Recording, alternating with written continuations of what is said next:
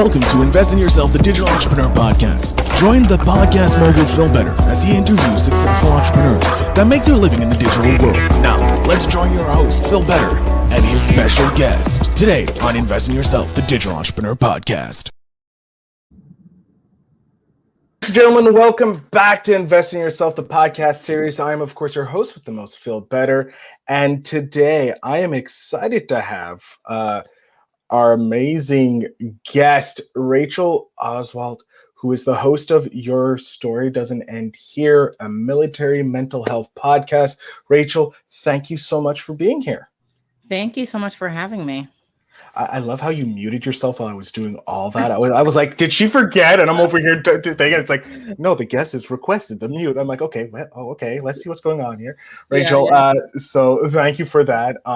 Obviously, you're a podcaster, so you know how all the fun stuff, intros and all that. So can you just introduce yourself to my audience so they get to know you a bit better? Yeah, absolutely. My name's Rachel, born and raised in the Midwest, transplant to the Pacific Northwest, where I have lived now since 2015. The military is what brought me out to the Pacific Northwest. And when I separated from the military in 2021, my family decided to stay out here. So launched my podcast, Your Story Doesn't End Here, at the end of 2021, a few months after I separated from the military. And I really started advocating for military mental health while I was still active duty, but continue to do it to this day. And, we can get into more specifics about that, but I'm incredibly passionate about what I do. It's one of those needed, necessary conversations that a lot of people don't want to talk about. So I absolutely love it and don't plan to stop anytime soon. Good. We need more of that because it's a huge thing, from having friends in the military, veterans, and still active duty, about all the fun stuff you guys get to have and deal with. And I use the term fun, both ironically and truthfully, because you guys get to do some fun stuff, like blow up big things. Yeah. But also you have to deal with a whole bunch of other stuff that's not too much fun. When did you become aware that you wanted to start a podcast specifically? So, I toyed around with the idea of YouTube for a few years. I wasn't a huge podcast listener myself. I knew they existed. I really didn't know what they were for a long time. And self-admittedly, even to this day, I'm not like the world's biggest podcast listener. I have a few personal development ones, some other educational ones. I've tried the true crime. I don't have the time to dedicate to listening to full episodes a lot of the time. So, podcasting wasn't really on my mental for a long time. I have a friend who has one of the top 10% personal development podcasts in Australia. And he started this podcast course teaching people how to launch and scale their podcast as well, right around the time that I launched mine. And so that's when I started toying with the idea of, oh, well, it's not as difficult as I thought it would be. It's a lot easier than trying to launch a YouTube channel. I don't have to deal with all the video editing and all the stuff that comes with YouTube. So I said, you know what, why not? And I really just started before I was ready. I kind of pitched the idea out there to a few people to try to get some stories together. A lot of people were all about it. They were really excited. And so, I recorded a few episodes and then I just launched. I created my own artwork on Canva. Had no idea what I was doing outside of that short course that I took. And it did not scale to the top 10% of the US podcast. I think it's a little harder in the US than it is in Australia. Slightly harder. Scale like that, different countries. But I really, really enjoyed it. And it's impacted so many lives so far.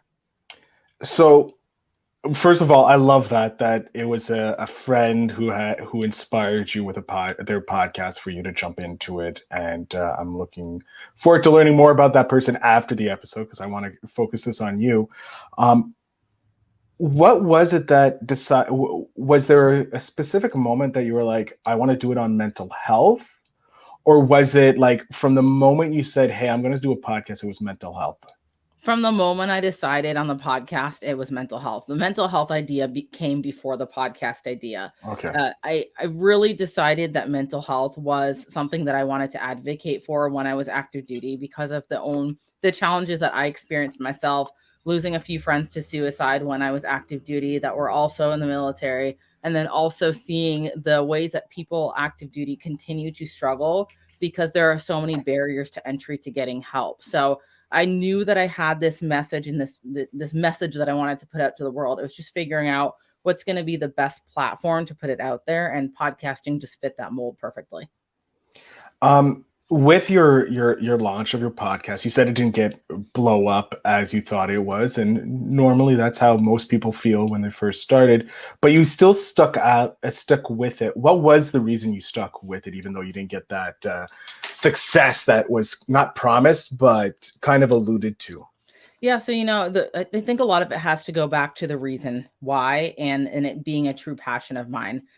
There's not a lot of things in life that I think people are truly, truly passionate about. I think a lot of people throw that word passion around very loosely, and they say, I started this business, I'm passionate about this. But I think when you're truly passionate about something, you just know in your body, you feel it in your core. And when you talk about it, you can just talk very passionately about it because it is your true passion. And military mental health is one of those things for me. And so why I kept going is because I knew the impact that my podcast was making, even if it was just on a handful of people. I probably have 40 listeners every week that tune in, but you know what? Those 40 people tune in every single week. And a lot of podcasters quit after the first 2 weeks. I think the statistics are, I think a lot of people don't make it past 5 episodes. I've consistently been putting out an episode every single week, every single Monday at 5 a.m. Eastern since I launched my podcast, because I know that there are people out there that are relying on me to put out that episode. There are people who get value from me putting out that episode. And, people listen to it on their way to work in the morning, and people really, really relate to the messages that I'm putting out there. And knowing that it's bigger than me is what drives me to continue going on every week. And I won't say it's been easy. I mean, there's been maybe one or two times where there were technical difficulties and I couldn't put an episode out right on time. It was a few hours or a day late. There was a time when I ran out of episodes, so I had to repurpose an episode. I mean, I've had to get creative with this, right? But I always constantly every week put out an episode for my listeners because I know that this is so much of a bigger mission than me. I love that. I love how you're always going back to your listener. Like, it's not about you, it's about your listener, being there for your listener. And I think that's probably the reason why I just took a look here on one of my favorite websites, Listen Notes, that you're now a top 5% podcaster. Yes. Like, you got past the top 10. You're in the top 5 right now, which is a really hard thing to do, especially for any podcaster. So very hats off to that. Hats off to you to show Thank you. Your consistency, but also your willingness to be there for your audience is paying dividends by you growing so high. Have you done? What is it that you want to accomplish? Like, what's something, like a goal you have with your podcast that you would love to be able to accomplish? So, one of the biggest missions that I have on my podcast is to change the culture of mental health in the military. And that would truly be the ultimate goal, is to change the entire culture. Now for a while I was focusing on what can we teach the people in the Pentagon and the people in the US government to change things. But then when I really scaled back in my mind and thought, what is policy change truly going to do? Well, policy change is probably going to bring a PowerPoint presentation to a base that, we might get 50 people in a room and they're probably going to fall asleep while someone's clicking through that PowerPoint, and everyone's just going to go about their business and nothing's going to truly change. And so it was end of 2022 when I started really thinking, okay, what can I do to use this as a vehicle to truly make a difference? And that idea of changing the culture is what popped in my mind. And so what I really envision is I thought this since the beginning, that if the civilian population knew just how bad mental health was in the military, I feel like they would be outraged. Now, just on the base that I live next to, there's probably 8 to 12 suicides a year that come out of that base, but no one's talking about it. So, the more we can talk about these things, yes, that awareness piece, it is a very important piece. And you'll hear stories on my podcast of the amount of women that experience sexual assault in the military. Most of them have people that have had attempted murder on military bases that no one knew about because they didn't feel empowered to speak up about it. I mean, these things are happening all the time. People just aren't talking about it. So that's one piece, is that awareness piece. But to be able to give the tools to these members of the military to say, hey, you might not know how to be a good leader because no one taught you, because, a lot of people don't know this. They don't really teach leadership in the military, at least out in the Navy. Yeah. but here's a tool that I can give you through a guest, or here's a story that I can share with you from someone who experienced something, so you can take it and you can go back and you can be part of that change. And I do have people that have told me like, hey, I listened to your podcast because I want to be better. I want to be a better leader. And a lot of people just don't know. So a lot of it is very much educational. And my ultimate goal would be, yes, to change that culture in the military so it is a better place and a safer place for those who are serving.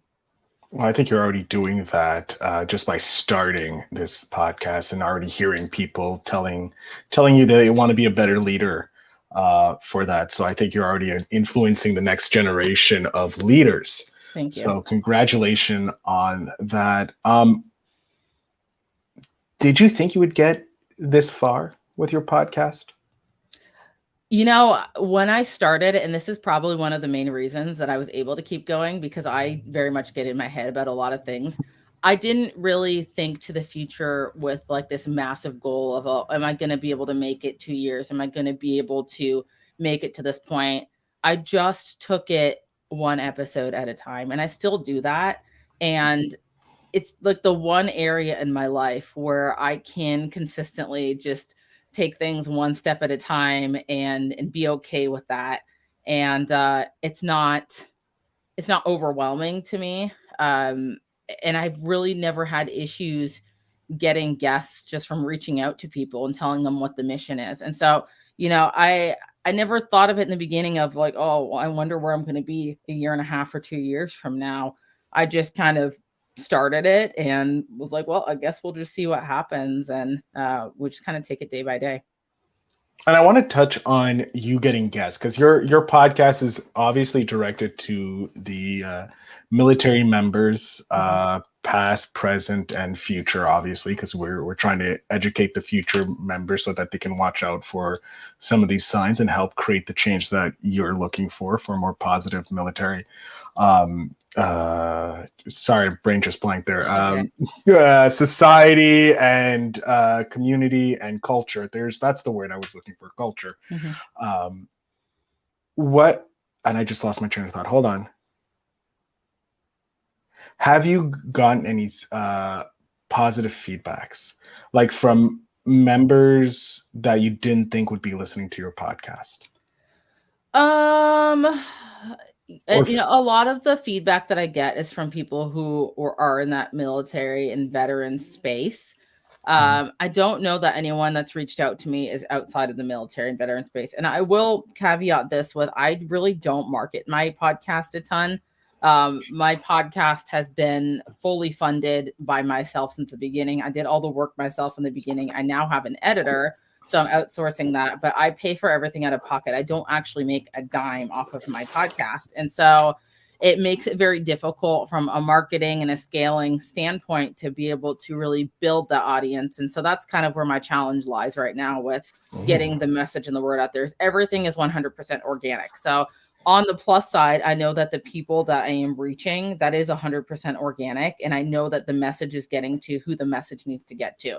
But to be able to hit those goals and scale, then I understand that there's a next step to that. And so I am at a point now where I'm looking at, or I'm applying for different grants to be able to get the word out there. I'm looking to expand from just a podcast to a public speaking platform, and to be able to use the rest of this year and then into 2024 to scale more so I can reach other people. I love that. I love that you're already planning on the next mission, if you will, for the podcast. Do you see podcasting becoming a bigger trend in the military, since you guys do, you're overseas, you're deployed, you don't always have access to YouTube and all that? Do you see maybe podcasting springing up and more military people using it? Yeah, the world of podcasting has grown so much in the last few years. I mean, if you look at when it first started, I mean, obviously the people that are benefiting the most right now, like your Joe Rogans, are the people who started back when it wasn't popular, right? And when I launched my podcast, my friend who had started that podcasting course was talking about the projections of podcasting. And I don't have the numbers in front of me right now, but the projections, if you look at them online, are just insane from like a global standpoint for how much podcasting is growing. More advertisers are starting to use podcasts because they know that it's growing and that there's so many creators out there that are using podcasting as a platform. I do know several members of the military who listen to podcasts, and you're right. When you're talking about someone that's overseas and maybe video streaming doesn't work the greatest, and you need something. I mean, there's a lot of time, like when I was on a detachment in Bahrain, there's a lot of time to work out. And when you're working out, if you're like me, sometimes you pop on a podcast. And so I definitely see it growing. I think that other entities like the military is using podcasting even as platforms for themselves. I know someone in the National Guard who her unit has like a specific podcast for their unit. And so I do see it growing immensely, and hopefully a lot more positive ones out there. There's some interesting ones. And I will say that there's some that I've listened to and I'm like, oh. Yeah, I can feel you there. The world of podcasting, we're currently sitting, I think, 4 million podcasts and counting. The last time I checked with my good friend Alex Sanfilipino of Podmatch and Pod Pros and all these amazing outfits that he runs.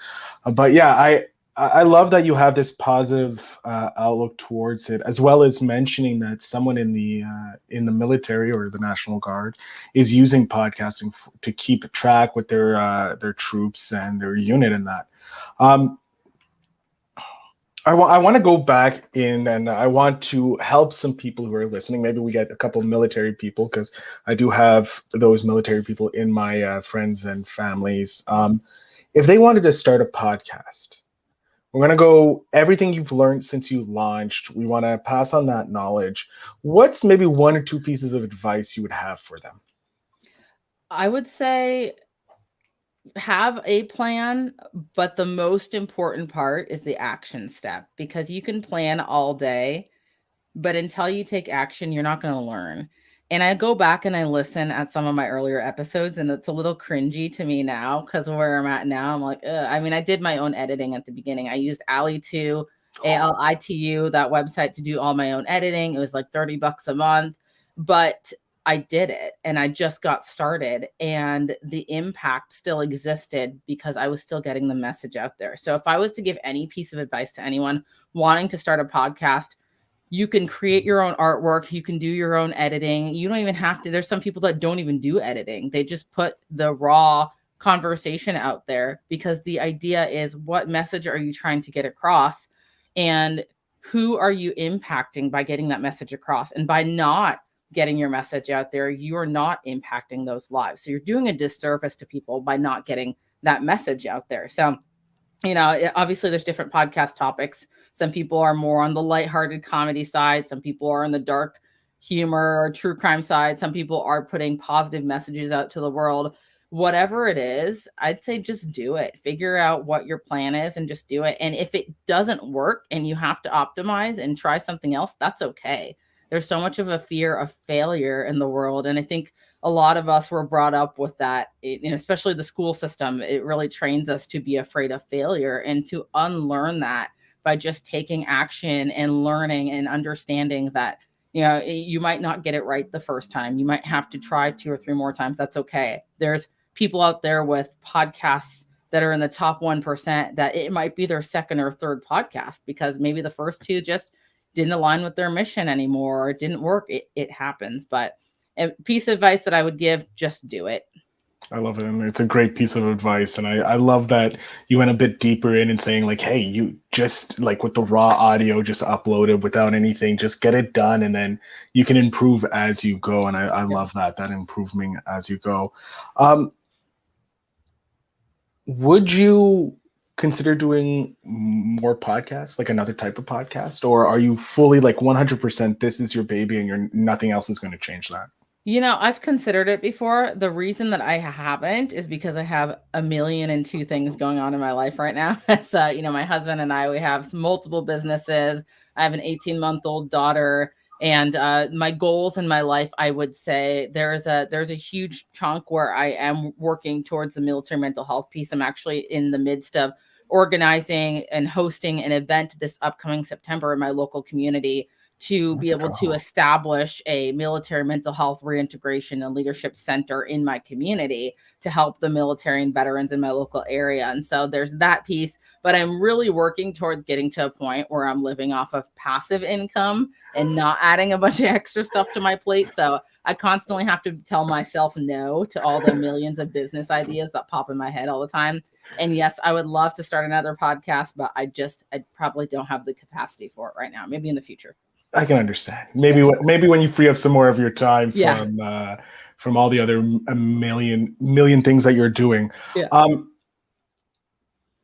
Who is your ideal listener, and how did you come up with the idea of your ideal listener? I don't think I ever really sat down and said, this is the idea of my ideal listener. It might have been somewhere in that course of where I was doing that podcasting course. But like I said, I already knew exactly what I wanted to do before I launched the podcast. So I kind of probably went a little backwards than what a lot of other people teach. A lot of people are like helping you come up with your idea and your ideal audience and, all that.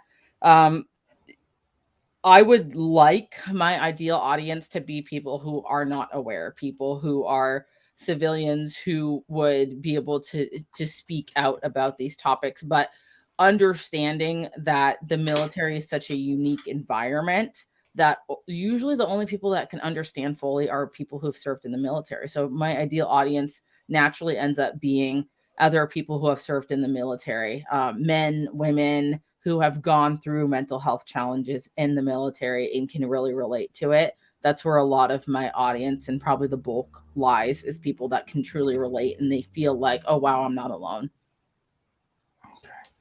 Okay. How do you get your guests? I do a lot of networking, reaching out to people. LinkedIn is a huge source of guest sourcing and just meeting people. I've also found Instagram to be a platform where I've met quite a few people as well. I've had people refer other people to me. Podcastguests.com is a platform that I recently came across that has brought me a lot of people, a ton of people. And, I've had people reach out to me about being a guest because they listen or they have value to share. But usually I'll either reach out on like a Facebook group, Instagram, I'll search like a hashtag, or LinkedIn is a huge one. But there's so many people out there I found in the military mental health space, and, people that are willing to speak about their experiences.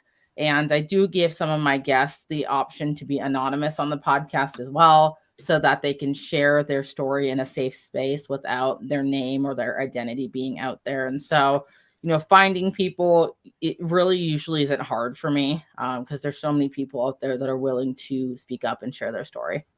I love that. I love that you're using different methods of finding your guests, so you get this nice variety of guests and not just focusing on one place. Yeah. I'm going to mention a few other places when we go off the air so that you can find even more places for some awesome podcasting, sharing that knowledge. Rachel, one final question before we wrap up and you tell us where we can all listen to your amazing thing. Are you planning on monetizing your podcast? I would love to monetize my podcast. For me, it's still figuring out the best way to do that. Everyone has their different methods of monetization. A lot of them go back to courses that are already created. And so that's something that I have to kind of go back to the drawing board and figure out what that would look like for me, because I would never want to just throw something together just for the purposes of making money. So yes, monetizing hopefully is in the future, just so that I can support what I'm doing. And like I said, I can create more impact by growing. But right now it's just not happening. So, but within the next year, yes, that's the plan. Awesome. I love it. Guys, we're talking with Rachel from Your Story Doesn't End Here podcast, a military mental health podcast, an amazing podcast. I suggest you go all listen to. I'm going to jump off screen here for a short second and off the mic. Rachel, I want you to let my audience know where they can follow you fully so that they can be a part of your troop. Yeah, absolutely. So you can find me on all social media platforms: Instagram, Facebook. Your Story Doesn't End Here, or YSDEH. On Instagram, there's an underscore before YSDEH. My website is also www.ysdeh.com. And you can also search me on LinkedIn under my name, Rachel Oswalt. Excellent.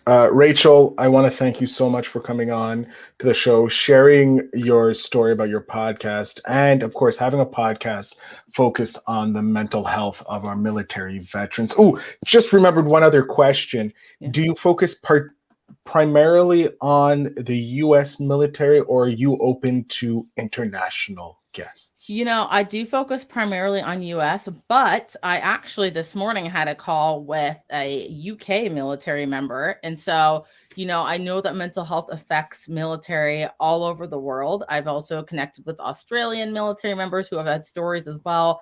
I have not had anyone on my podcast as of yet, but I do have a guest from the UK coming on very soon. So, yes, we will be expanding globally, and I'm really excited for that.